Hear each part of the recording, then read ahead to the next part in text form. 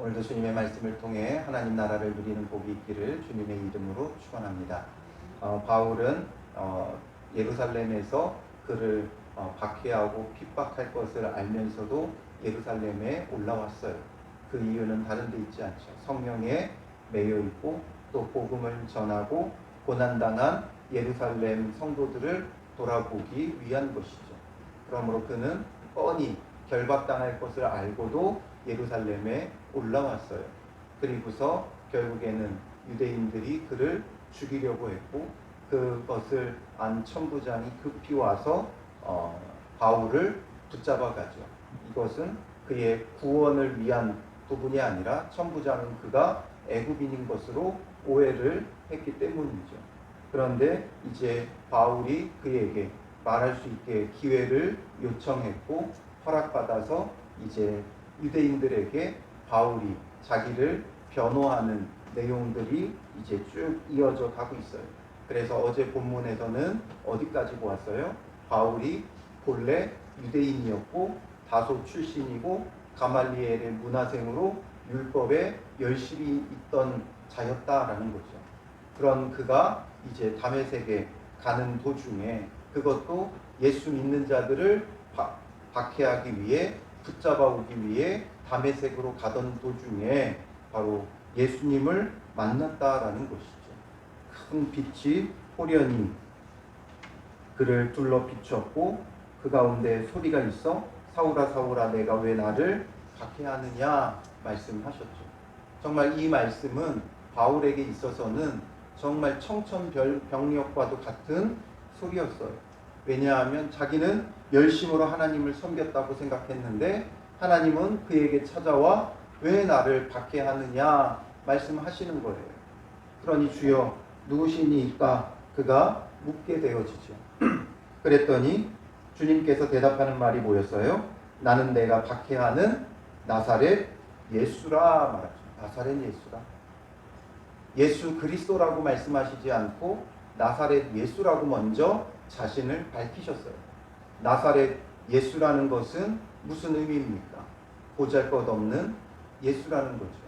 그리고 십자가에 못 박힌 예수라는 거예요. 그 전까지 바울에게 있어서 나사렛 예수, 십자가에 못 박힌 그 나사렛 예수는 어떤 분이에요? 나무에 매달려 저주받은 자죠. 그는 메시아일 수 없어요. 그런데 그가 찾아와가지고 너가 박해하던 예수라는 거예요. 하나님이 곧 나사렛 예수라는 거예요. 그 이야기를 들었을 때 바울은 진짜 청천벽력 같았을 것이고 까무라쳤을 거예요. 그가 기대했던 예수는 그들의 메시아 사상의 오해로 인하여 정말 강력하고 능력 있고 힘 있는 하나님 그리스도를 기다렸는데 힘없이 저주받은 나사렛 예수가 그리스도라고 하시니까 그에게 있어서 정말 그의 그동안의 모든 신앙과 신학이 뒤집어지는 거죠. 오늘 우리에게도 마찬가지일 거예요. 먼저 예수님이 누구신지를 바르게 알아야 돼요. 예수님은 우리가 마냥 생각하는 것처럼 슈퍼맨 같은 예수님이 아니에요. 우리는 어찌 보면 슈퍼맨 같은 예수님을 기다리죠. 능력으로 나타나 나를 높여주고 성공하게 해줄 그런 예수님을 기다리지만 예수님은 우리에게 찾아오셔서 나사렛 예수라고 말씀하세요. 우리가 예수님을 바르게 아는 게 중요해요. 그동안 바울이 기대했던 메시아 그리스도가 있었는데 그와 완전히 다른 예수님을 비로소 만나게 되는 것이고 참된 예수님을 만난 거예요. 오늘 우리에게도 참된 예수님을 만나야 돼요. 십자가까지 낮아지신 그 예수님을 만나야 되고 그 예수님을 만난 다음에 우리의 고백이 무엇이 되어야 합니까? 9절에 보면 나와 함께 있는 사람들이 빛은 보면서도 나에게 말씀하시는 이의 소리는 듣지 못하더라. 빛은 보았지만 그 소리는 그들은 듣지 못하더라. 이것은 결국 무엇을 의미하는 거예요? 오직 바울만 지금 보고 듣게 되어지는 거죠. 바울만 듣게 되어지는 사건이 모두가 다 있었지만 바울만 들어요. 그것이 무엇을 말해주는 겁니까?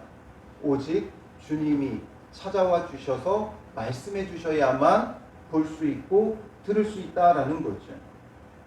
그러니 바울을 주님께서 찾아와 주신 거예요. 이건 놀라운 사건이에요. 그리고 10절에 내가 이르되 주님 무엇을 하리까 말하죠. 주님을 만난 바울의 고백은 주님 무엇을 하리까 라는 거예요. 주님이 나를 찾아오셨다는 건 주님께서 분명한 이유가 있는 거예요. 왜 찾아오셨겠어요? 이유가 없다면 찾아올 이유가 없죠. 예를 들어 회사의 직장인에게 회장이 직접 찾아왔어요.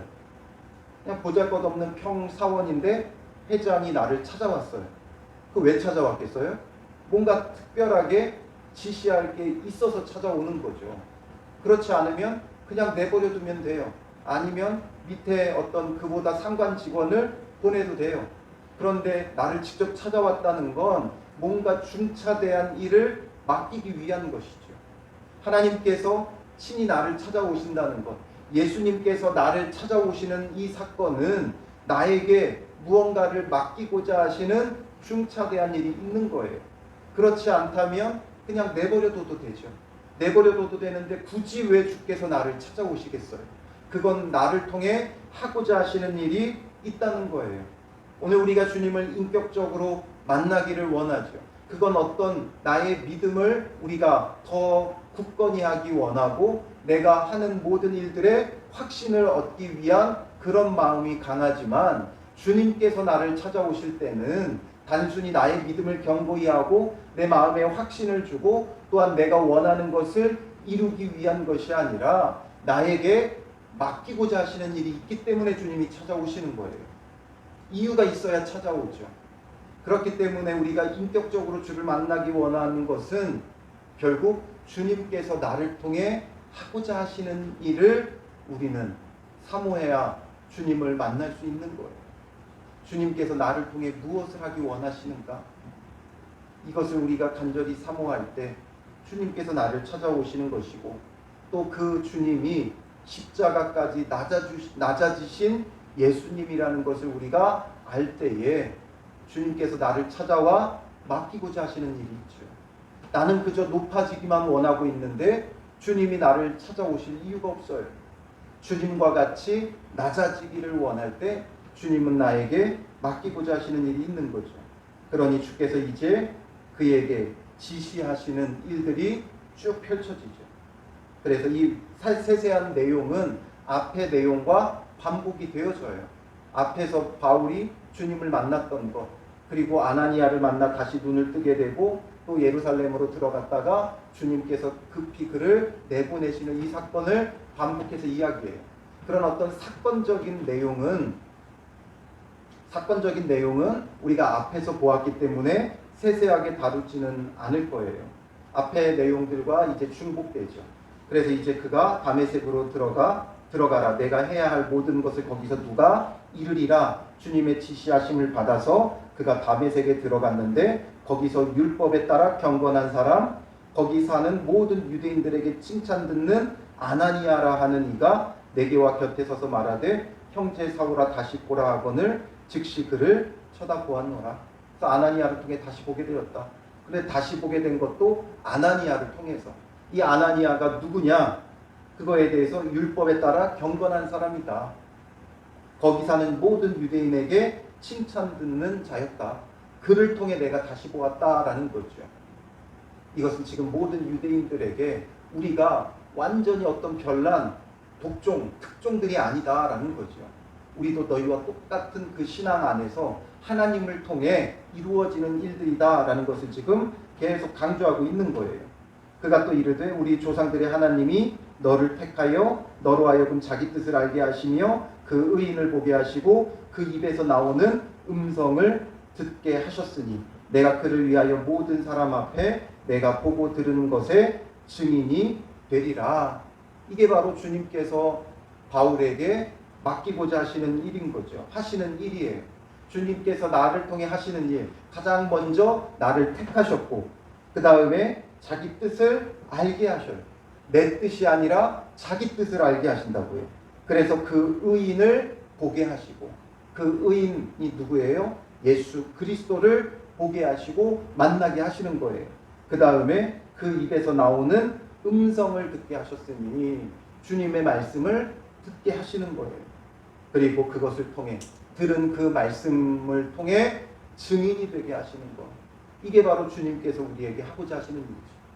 우리는 어떤 대학에 들어가느냐, 어떤 직장에 취직하느냐, 어떤 일을 하느냐, 어떤 성공을 거두느냐, 어디까지 올라가느냐, 이런 것을 바라지만 주님은 이것을 원하신다고요. 나를 택하시고 뜻을 알게 하시고 그의 의인 그리스도를 보게 하시고 그 입에서 나오는 음성을 듣게 하시고 그 말씀에 증인이 되게 하시기를 원한다는 거예요. 주님의 이 마음을 깨달아야 되고 이것을 위해 나를 찾아오시는 주님을 만나야 되는 거예요. 이것을 위해 찾아오시는 주님이지 나의 꿈을 이루기 위해 찾아오시는 주님이 아니라는 거예요. 결국 주의 뜻을 주의 꿈을 이루기 위해 찾아오시는 그 주님을 만나야 돼요. 그래서 후에 17절에 보면 바울이 예루살렘으로 돌아와서 성전에서 기도할 때에 황홀한 중에 주께서 내게 말씀하시되 속히 예루살렘에서 나가라. 그들은 내가 내게 대하여 증언하는 말을 듣지 아니하리라. 그러니 유대인들이 너의 증언을 듣지 않을 거다. 속히 나가라 말씀하셨지만 그때 바울이 뭐라 그래요? 주님, 내가 주를 믿는 사람들을 가두고 또 각 회당에서 때리고 또 주의 증인 스데반이 피 흘릴 때에 내가 곁에 서서 찬성하고 그 죽이는 사람들의 옷을 지킨 줄 그들도 아나이다 말하죠. 이 말은 무슨 얘기예요? 내가 이렇게 그리스도인들을 핍박했던 것을 그들도 안다. 이 말은 그런 내가 저들에게 증언하면 저들도 믿지 않겠습니까? 이런 말이죠. 이걸 말하는 이유는 주님은 급히 지금 나가라고 말씀하고 있지만 바울은 거기에서 이런 내가 전해야 저들이 믿지 않겠습니까? 이 이야기를 한 거예요. 그러나 그것도 어디까지나 누구 생각이에요? 바울 생각이죠. 가만히 보면 맞는 말 같고 선한 일 같아요. 그러나 이것은 그저 바울의 생각이에요. 바울이 선한다는 것이고 바울이 주님의 뜻이라고 생각하는 것뿐이에요. 주님의 뜻은 어디 있어요? 여기서 떠나는 거예요. 유대인들은 그가 아무리 증언해도 듣지 않고 그를 박해하고 죽일 거예요. 그러니 주님께서 떠나라고 말씀하시는 것이고 다시 그에게 말씀하시기를 21절에 나더러 또 이르시되 떠나가라 내가 너를 멀리 이방인에게로 보내리라. 하나님의 뜻은 그를 이방인에게로 보내는 거예요. 그러나 바울은 어떤 안타까움이 있어요? 자기와 똑같이 무지한 이 유대인들이 빨리 깨닫기를 원하는 거죠. 그가 얼마나 어리석은 삶을 살았는가를 이제 깨달았잖아요. 이전에는 이게 정말 훌륭한 삶이고 탁월한 삶이고 이것이 정말 주님 앞에 높은 삶이라고 생각하면서 유대의 그 율법에 열심을 내던 자였는데 깨닫고 보니까 너무 어리석은 삶을 살았던 거예요. 근데 자기랑 똑같이 어리석은 삶을 살아가는 이 유대인들 얼마나 불쌍해요. 예를 들어 그 아픔을 아는 자만 알아요. 만약에 여러분들이 어떤 질병으로 굉장히 고생했다고 생각을 해보세요. 그런데 어느 좋은 의사를 만나서 아주 잘 치료를 받았어요. 그러면 똑같은 질병으로 고생받는 사람 있으면 어떡하겠어요? 모른 채 하겠어요? 그 고통을 내가 알기 때문에 반드시 그 의사를 소개시켜 주는 거예요. 그러니까 바울은 그 동족 유대인들을 향한 그 마음이 단순히 그냥 피는 물보다 진하다고 피 끓는 그 사랑 때문만이 아니라 자기가 그 삶을 살았을 때 얼마나 어리석은 삶이었는지를 깨닫고 나왔기 때문에 너무나 간절했던 거예요. 그래서 주님께서 살려주겠다고 떠나라고 하는데도 불구하고 바울은 여기에 멈춰서서 저들에게 내가 증언해야만 저들이 예수 믿지 않겠습니까? 이러면서 만류하지만 주님은 떠나가라는 거예요. 이방인에게로 보내겠다. 주님의 뜻하신 바가 있어요. 이 두 가지의 차이를 이해해야 돼요. 내가 선하다고 생각하는 것, 내가 옳다, 내가 주님의 뜻이라고 생각하는 걸 내려놓아야 돼요. 온전히 주님이 옳다 여기는 것, 주님이 뜻하신 것, 그걸 붙잡아야 돼요. 우리는 신앙생활하면서 하나님이 기뻐하실 거야 생각하지만 그 말 뒤에 우리 안에 감춰져 있는 그리고 우리의 내면의 소리를 우리는 들을 수 있어야 돼요. 나는 이게 좋아 이거죠. 나는 이게 좋아. 바울은 나는 이게 좋아했어요. 나는 저 미개한 이방인들에게 가지 않을 거야. 바울에게는 여전히 유대인의 그 습관과 전통이 남아있잖아요. 저 미개한 유대인보다 나는 동족 유대인들에게 갈래. 저들 너무나 안타깝고 너무나 불쌍하잖아. 그러나 그 마음 중심에는 미개한 이방인에게 가기 싫다는 거예요. 저 악한 이방인들에게 가기 싫다는 거예요.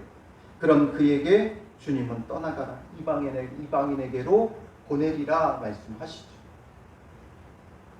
이것을 지금 바울은 쭉 이야기를 해요.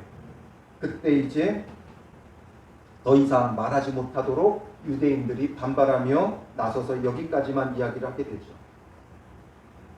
그런데 이번에 이 바울의 논증, 변증, 변호, 그러나 이것을 통해 복음을 전하는 설교가 되죠. 이 설교의 방식이 이전의 방식과는 완전히 달라요. 이전의 방식은 논증을 했어요. 율법을 가지고, 특히나 유대인들에게 말할 때는 율법과 선지자들의 그 예언이 예수 그리스도를 통해 성취되었다. 그러므로 이 나사렛 예수가 곧 그리스도다, 메시아다, 이것을 논증해 주었어요. 논리적으로 설명해 주었어요. 왜 예수가 그리스도인가? 왜 예수가 메시아인가? 왜 예수가 하나님이신가? 그것에 대해서 그들은 신학적으로, 율법적으로 말씀을 가지고 그들에게 설명해 주었어요. 그런데 오늘의 방식은 뭐예요? 간증의 방식이죠. 논증의 방식이 아니라 간증의 방식이에요. 자기가 어떻게 주를 만났는가, 그것에 대해서 설명을 하죠. 바울은 하나님이 주시는 감동을 따라 그때그때 정말 필요한 말, 정확한 말씀을, 메시지를 던져요. 이제 이 마지막에 유대인을 향한 마지막 설교가 되어지죠. 이 설교를 함에 있어서 다른 어떤 율법을 논증하는 것보다 자기가 예수님을 만난 경험을 설명해요. 왜 이것을 설명해요? 아무리 율법으로 논증해도 저들은 받아들이지 않아요. 왜냐하면 이 모든 것을 깨닫기 위해서는 주님이 찾아와 주셔야 되는 거예요. 주님이 만나 주셔야 되고 주님이 그들에게 알려주셔야 돼요. 그러니까 앞선 9절에서 나와 함께 있는 사람들이 빛은 보면서도 나에게 말씀하시는 이의 소리는 듣지 못하더라. 여기서부터 이제 갈리죠. 바울과 이들이 갈려요. 원래 이들과 한 무리였잖아요. 함께 그리스도인들을 붙잡으러 가던 도중이었잖아요. 그런데 이들과 바울이 분리되어 버리죠. 왜 그래요? 바울은 주님이 찾아와서 말씀해 주신 거예요. 계시해 주신 거예요. 그를 깨닫게 해 주신 거예요. 그러니까 바울은 이제 거기서부터 깨닫게 되고 눈이 열리게 되고 눈이 멀었다가 다시 보게 되는 것을 통해 그는 새로운 시선, 새로운 시각이 그들의 그 안에 열리기 시작한 거예요. 그러므로 우리의 믿음과 신앙 모두 다 우리의 어떤 열심과 노력으로 얻을 수 있는 게 아니에요.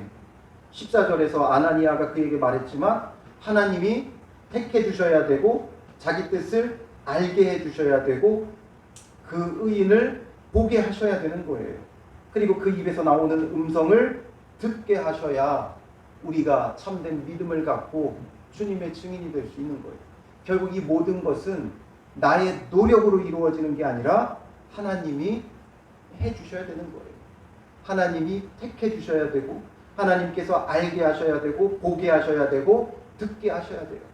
이거 전부 다 알게 하시며 보게 하시고 듣게 하셨으니 알고 보고 듣게 하시는 주님의 역사하심이 우리 안에 있어야 돼요. 이걸 뭐라고 말해요? 계시라고 말하는 거예요. 주님께서 우리에게 계시해 주셔야 우리가 볼 수 있고 알 수 있고 들을 수 있어요. 이게 없으면 아무리 많이 가르쳐줘도 알 수가 없어요. 관심이 없어요. 지루하고 따분하기만 해요. 그러나 주님께서 우리를 택하여 알게 하시고 보게 하시고 듣게 하시면 달라지는 거죠. 이것을 통해 바울이 세워진 거예요. 바울이 본래부터 바울이 아니에요. 주님께서 이렇게 해주시니까 바울이 됩니다. 오늘 우리도 마찬가지죠. 우리가 주님께서 해주셔야, 보여주셔야, 알게 하셔야, 듣게 하셔야 보고 듣고 알게 되어지는 은혜를 얻어요. 주님께서 나에게 주님을 계시해 주셔야 돼요. 그래서 우리 그리스도인들은 계시의 종교죠. 계시. 주님께서 알게 하셔야 돼요. 돌을 터득하는 게 아니에요. 돌을 닦는 게 아니에요. 돌을 닦고 깨달음을 얻는 게 아니에요. 우리는 오직 주님께서 알려주셔야 돼요. 그러므로 우리는 주님께서 알려주시기를 사모해야 돼요. 깨닫게 하시기를 사모해야 돼요. 만나주시기를 사모해야 돼요. 주님이 보여주시는 만큼 볼 수 있고 주께서 알게 하시는 만큼 알 수 있어요. 우리의 지혜와 지식으로 접근해서 되지 않아요. 바울은 스스로도 이야기했지만 가말리엘의 문화생으로 율법에 열심히 있던 자예요. 단순히 우리 정도의 열심이 아니에요. 그 당시에 가말리엘의 문화생으로 열심히 있는 자는 구약 성경을 다 외워버려요. 아예 통으로 그냥 다 외워버려요. 그러니까 바울이 그걸 가지고 나중에 로마서도 쓸 수 있고 이방인들에게, 유대인들에게 복음을 전할 수 있는 토대가 되어지는 거예요. 그러나 그것을 다 외웠어도 주님께서 보게 하시고 깨닫게 하시고 알게 하시기 전까지는 이게 무슨 내용인지를 몰라요. 그래서 고작 그들이 아는 메시아는 다윗과 같은 정치적 메시아밖에 모르죠. 그러나 주님께서 만나주시고 깨닫게 하시니까 그가 비로소 나사렛 예수를 알게 되는 거예요. 나사렛 예수 그리스도를 알게 되는 거예요. 아무리 볼품없어도 낮아졌어도 저주받아 나무에 달린 자가 됐어도 선지자들의 예언이 나사렛 예수였다는 것을 그가 알게 되어지는 거죠. 그러니 오늘 우리에게도 마찬가지예요. 그 당시 유대인들은 다 무엇을 이야기를 해요? 메시아는 어디서 난다고 이야기를 해요? 베들레헴이다 말하죠. 그런데 예수님은 성경에서 뭐라고 언급돼요?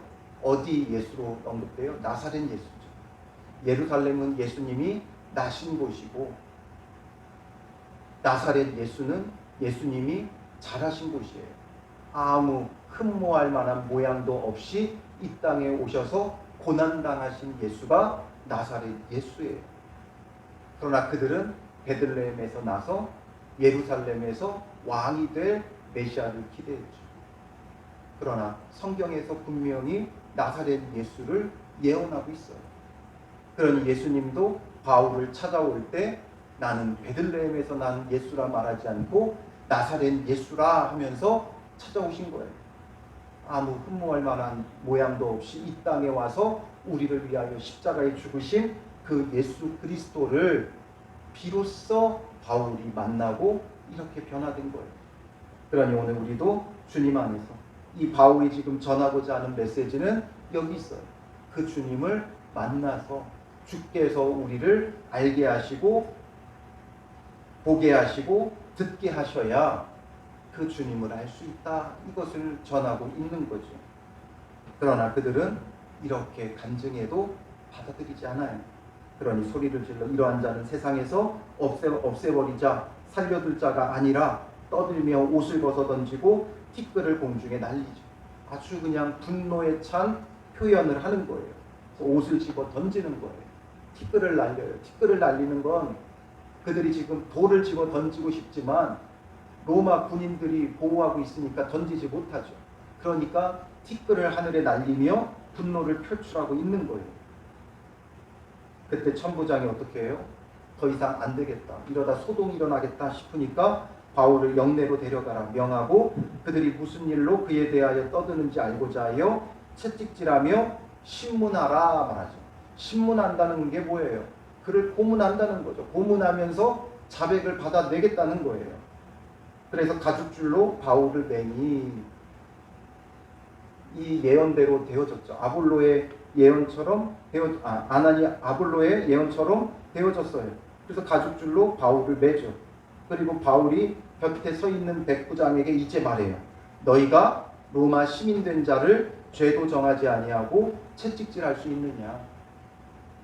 로마 시민권을 바울이 가지고 있었죠. 로마 시민권을 가지고 있는 자들에게는 특혜가 있어요. 그 특혜가 여러 가지가 있지만 그 가운데 몇 가지가 여기에 연관된 게 로마 시민된 자는 어디서도 신문받지 않아요. 그리고 정식으로 재판을 받고 죄가 정해지기 전까지는 구금을 받거나 투옥되거나 될 수 없어요. 그러니 지금 이미 이게 다 잘못됐죠. 그리고 또 그 재판이 마음에 들지 않으면 황제에게 직접 상소할 수도 있었고, 또 본인의 동의가 있을 때에만 지방 법원에서, 이런 지방에서 재판도 할 수 있어요. 원치 않으면 황제에게 가서 직접 재판을 받을 수도 있어요.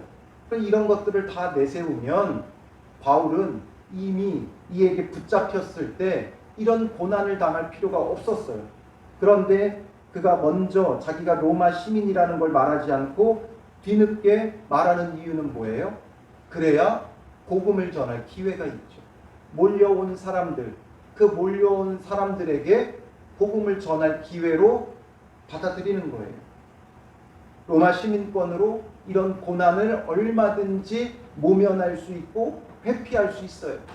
그러나 바울은 회피하잖아요. 그 회피하려고 했으면 끝까지 로마 시민권을 내세우지 말았어야죠. 아니요. 이제는 이 로마 시민권을 써서 로마로 가고자 하는 거예요. 그래서 이제 로마 앞에, 황제 앞에도 서고 황제에게도 복음을 전하고 그 과정에 만나는 자들에게 복음을 전하려고 하는 거죠. 바울은 자기에게 주어진 이 고난을 어떤 상황에도 회피하지 않아요. 앞선 사도행전 16장에도 보면 그가 이와 같은 일을 경험했었죠. 사도행전 16장에 가면 바울과 일행들은 빌립보에 가요. 그리고 이 빌립보에서 점치는 귀신 들린 여종을 만나게 되고 그를 치료해 주죠. 그런 이 놀라운 구원의 일들이 벌어지고 있는데 그 여종의 주인들은 달랐어요. 이제 더 이상 그 여종을 통해 점치고 이득을 얻을 수 없게 되니까 사람들을 선동해서 바울을 매로 치고 오게 가두었죠. 그 전에 그가 로마 시민권을 내세웠으면 이걸 피할 수도 있었어요. 근데 매 맞고 옥에 갇혀요. 왜 그래요? 이걸 통해서 그 간수와 그의 가족들에게 복음을 전하죠. 그리고 나서야 뒤늦게 로마 시민권을 내세워 풀려나요. 고난을 회피하는 게 아니라 복음의 기회로 늘 그는 삼고 있는 거죠. 그러니 백부장이 이걸 듣고 난리가 나죠. 어찌하느냐? 이는 로마 시민이라 천부장에게 전하고 천부장이 와서 바울에게 말해요. 내가 로마 시민이냐? 내게 말하라. 하니까 바울이 그러하다 말하죠. 천부장이 대답하되 나는 돈을 많이 들여 이 시민권을 얻었노라. 우리나라도 예전에 그 양반의 그 문서를 많이 샀죠. 노비들이 자기 신분 상승을 위해 양반의 그 직문 그 족보를 사서 자기 신분 세탁을 하죠. 로마 시민권도 마찬가지예요. 본래부터 나면서부터 로마 시민인 자들이 있고 또 뒤늦게 이제 출세해가지고 그 시민권을 산 자들이 있죠. 그런데 본래부터 로마 시민권을 가진 자와 돈 주고 산 자 격이 달랐어요. 그러니 이 천부장은 나중에 돈을 주고 간신히 로마 시민권을 얻은 그런 자였어요. 아마도 전쟁에 나가 여러 공을 인정받다 보니까 지위가 높아졌고 또 그 지위가 높아짐에 따라 어느 정도 돈도 얻게 되어지니까 로마 시민권을 샀겠죠. 그런데 바울은 뭐라 그래요? 나는 나면서부터라 말하죠. 그러니까 지금 이 천부장하고는 질적으로 다른 로마 시민권을 가지고 있었던 거예요. 그러니 신문하려던 사람들이 곧 그에게서 물러가고 천부장도 그가 로마 시민인 줄 알고 또 그 결박한 것 때문에 두려워하니라. 이게 이제 문제가 될 소지가 있기에 천부장은 두려워하게 되어지죠. 바울은 이것을 통해서 고난은 고난대로 다 당해요. 그러면서 이것을 복음의 기회로 삼는 거죠. 이게 바로 예수 그리스도를 만난 바울의 변화된 삶인 거죠. 바로 주님이 찾아와 만나 주셨기 때문에 그를 택하여 주시고 자기 뜻을 알게 하시고 그 의인을 보게 하시고 그 입에서 나오는 음성을 듣게 하셨기 때문이에요. 그의 노력으로는 그동안 이루지 못했던 것 한순간 주님이 만나주시니까 되어지는 거예요. 그의 노력이 헛되다는 것만은 아니에요. 나중에는 그의 그 준비된 것들이 복음 전하는데 다 활용이 되어지죠. 그러나 그것이 가치 있기 위해서는 그의 그 모든 준비가 가치 있기 위해서는 주님께서 찾아와 만나 주셔야 한다는 거예요. 그러니 오늘 우리도 주님 안에서 사모할 것은 주님 나를 찾아와 주셔서 나를 만나 주시고 나를 알게 하시고 보게 하시고 듣게 하여 주시옵소서. 그래서 참된 주님의 증인이 되게 하옵소서. 주님의 만나 주심이 계시하심이 깨닫게 하심이 우리 가운데 함께하기를 구하는 믿음의 사람들 되시기를 주님의 이름으로 축원합니다. 기도하겠습니다. 살아계신 아버지 하나님, 우리가 얼마나 헛된 믿음과 신앙 가운데 놓여 있는가 다시금 우리 자신이 보게 됩니다. 바울이 하나님을 사랑하고 아무리 열심을 냈어도 그가 헛된 신앙 가운데 예수님을 박해하는 자밖에 될 수 없었던 것을 보게 됩니다. 오늘 우리도 우리의 열심으로 헛된 열심으로 예수님을 박해하고 있지는 않은지 우리 자신을 돌아보게 하여 주시옵소서. 말씀이 우리 안에서 가치 있게 높임받지 못하고 말씀이 우리 안에서 무가치하게 버려지며 예수님이 박해당하고 있지는 않은지 우리 자신을 돌아보게 하여 주시고 주님께서 우리를 찾아와 주시고 만나 주셔서 알게 하시고 보게 하시고 듣게 하여 주시사 참된 주님 십자가에 죽으신 나사렛 예수 그리스도 낮아지신 주님을 만날 수 있는 믿음의 사람들 되게 하시고 참된 주님을 만나고 주님의 증인이 되게 하여 주시옵소서. 주를 박해하는 자가 아니라 주를 전하는 자가 되게 하여 주셔서 주님 내가 무엇을 하리까 주께 물으며 주님의 지시하심을 따라 날마다 순종하며 주의 증인이 되어지는 주의 자녀들 주의 백성들 될 수 있도록 인도하옵소서. 주님 오늘도 우리가 무엇을 하는 것이 옳습니까? 무엇을 하여야 합니까? 주님 앞에 묻고 주님께서 인도하시는 대로 어떤 자리라도 거부하지 않고 나를 택하여 주시고 만나 주시고 알게 하시고 보게 하시고 듣게 하시는 주님을 전하며 증거하는 믿음의 삶이 되게 하여 주실 줄 믿사오며 예수님의 이름으로 기도합니다. 아멘.